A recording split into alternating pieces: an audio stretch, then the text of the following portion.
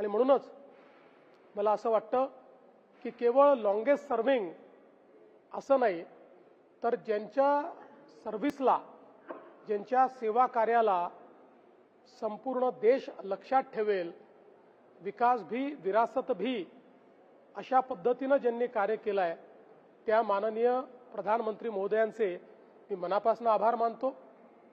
महाराष्ट्राला तर गेल्या 12 वर्षामध्ये भरभरून अशा पद्धतीनं माननीय मोदी साहेबांनी दिलाय।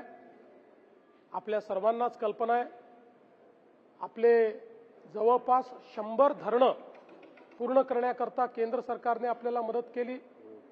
महाराष्ट्रामध्ये वाढवणसारखं बंदर असेल, महाराष्ट्रामध्ये हायवेज असतील, मेट्रो असेल, ट्रेनचं नेटवर्क असेल, नवी मुंबईचं एअरपोर्ट असेल, मेट्रो 3 असेल, असे अनेक प्रकल्प आपल्याला सांगता येतील की जे केवळ कागदावर दिसायचे पण प्रत्यक्षात उतरलेले आपल्याला पाहायला मिळत आहेत।